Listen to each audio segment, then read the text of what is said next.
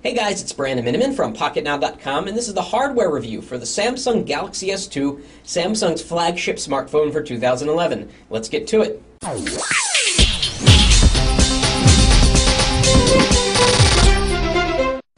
So again, this is the European version that comes to us from clove.co.uk. They're shipping the device right now, but it will also work on AT&T in the US. It is a quad-band GSM quad-band UMTS phone. So for those keeping track, that is the 850, 1900, 900, and 2100 bands, meaning it will work in Europe, it'll work in the US on AT&T as mentioned, it'll also work on T-Mobile in the US, but not on 3G. It's very likely that we're going to see this phone released on all major carriers, so if you don't want to pay $700+ for this right now, just wait. It's going to probably be available at a subsidized price in the near future on a carrier, because the carriers are going to want this phone. It is pretty badass. Let's talk about specs. It's got a dual-core 1.2 gigahertz Samsung Exynos processor. It's their brand new chip.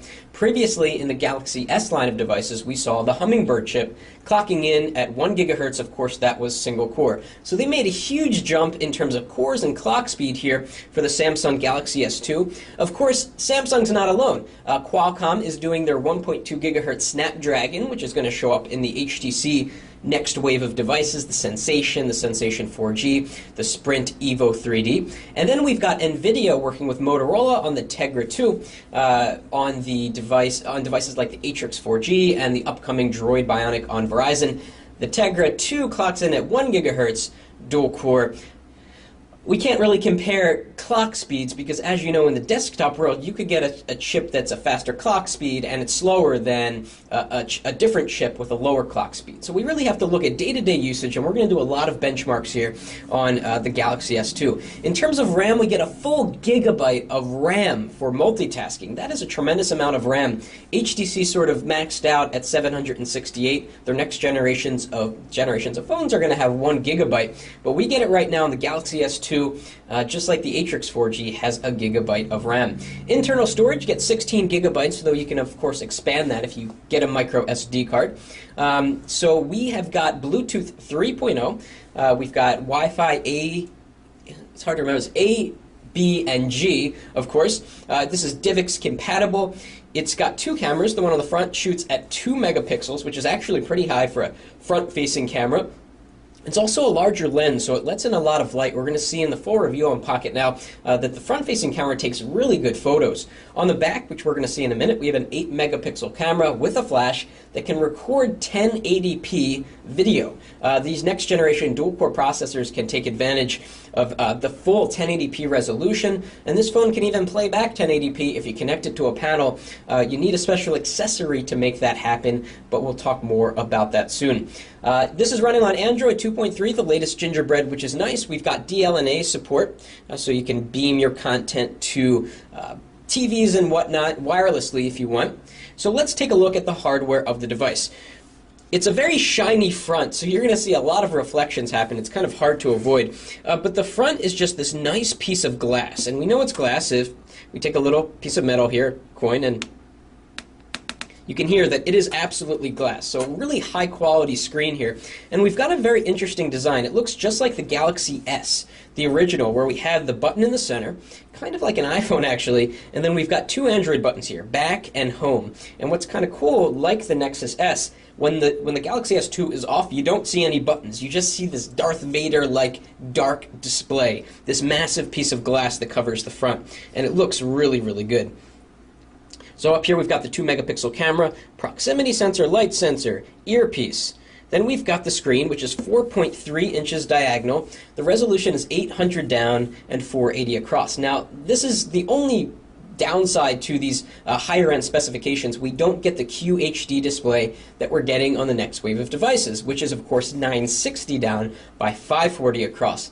So not that big of a deal. We've got the Super AMOLED Plus panel here, which we're going to compare to the previous generation AMOLED in a second. Now down here, of course, we've got the home button, and it's nice to have a dedicated hardware button. It actually clicks in when you press it, which is nice. Let's try to bring it up here. So it has a nice clicky sound to it, and it automatically turns on when you press it. And then, as I mentioned, these other Android buttons only turn on when you actually turn on the phone.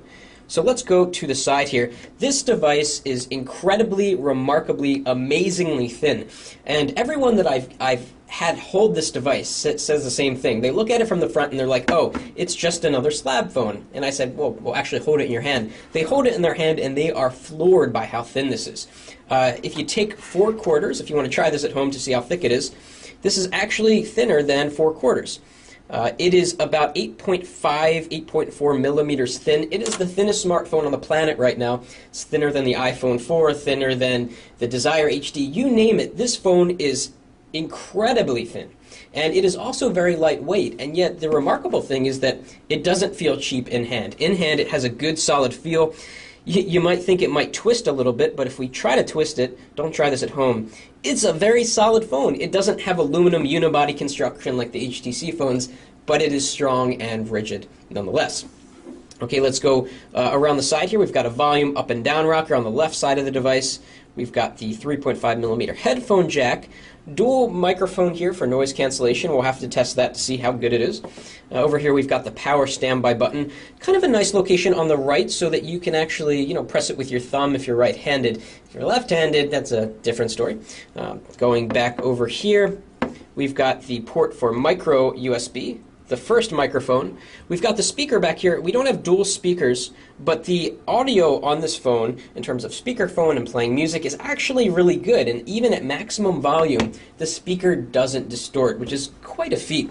So up here, we've got the 8-megapixel camera, which will do 1080p video. Quite impressive. We'll have full video samples coming up soon. We've got a nice LED flash there, not dual LED. I think they're going to start scaling back from dual LED because that's just too much light for a smartphone. There's the nice big camera sensor. We can try to take off the back battery cover. They don't make it easy. Okay, here it goes. It's plastic, totally plastic, extremely thin to keep with the thinness of the design, also very flexible. And here we have the SIM card, and we've got the 1650 milliamp hour battery. That's a big battery for a device that this is thin, that is this thin if you think about it. We've also got the non-hot swappable micro SD port there, so you can add up to a 32 gigabyte card and have a ton of memory on this thing. And getting the battery cover back on isn't so easy. You have to press it in what seems to be 10 places, but there, it's finally on. Okay, so let's talk Super AMOLED. What is Super AMOLED, or we should say Super AMOLED Plus, and why does it matter? Well, if you remember, the Galaxy S smartphones introduced Samsung's proprietary Super AMOLED screen. Samsung is really the only name in town right now when it comes to AMOLED. They sort of have the monopoly on these screens. And AMOLED is incredible in its level of contrast and power savings. So in an AMOLED screen, when something is black, it is truly black. The pixels are turned off. Unlike an LCD screen where you see black, you might sort of see a grayish color because it's being illuminated by a backlight.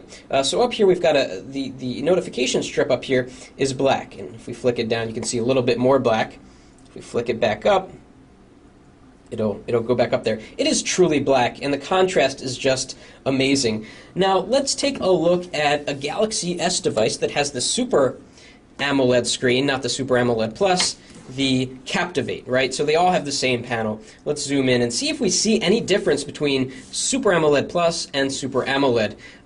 So this is the same page loaded here, and the contrast looks a little bit better on the left here on the Galaxy S2, but really not that big of a difference. It seems to have crashed the browser there. They are both set to automatic screen brightness. Let's just pull down their notification shades. They're using darker colors in the Galaxy S2 because it's gingerbread, so there's a lot more blacks than there are sort of the gray color, but you can get a sense that there's not that much of a difference. Now that is not the case if we take out, say, HTC's Super LCD screen. So here is the Thunderbolt. Need to connect the charger here. Now there's a really big difference. Again, these are both on automatic screen brightness, and it almost looks like the Thunderbolt here has a white coating on the screen. That's because the backlight is just blasting light onto the entire panel, whereas on the Super AMOLED Plus screen, only individual pixels that are active are getting lit or backlit. If you want a technical explanation of how AMOLED works versus LCD, look it up on Wikipedia, but that's sort of the explanation there. And it's very apparent when you compare these devices side by side. Super AMOLED Plus is beautiful, it's gorgeous. it doesn't seem to bring that much of a difference over the previous generation Super AMOLED. They look about the same. And Samsung's getting kind of funny with the names of these screens. Is the next screen going to be Super AMOLED Plus Plus 2 or something? It's kind of a long name that they just keep sort of adding to. So beautiful screen, beautiful hardware on the Samsung Galaxy S2. This thing is fantastic build quality. It's ridiculously thin, and so far it feels very powerful with the 1.2 gigahertz dual-core Exynos processor, the gig of RAM, and a lot of other goodies. Of course, a phone is only as good as the software that is running on it, and in the next video we're going to talk all about Samsung's new TouchWiz interface, which does some really cool features, has a lot of interesting gestures built in. You're going to want to stick around for that. So if you like this video, please give us a thumbs up, and if there's something specific you want to see about the Galaxy S2, please leave a comment below and we'll try to cover that. Thanks for watching. That's it for now.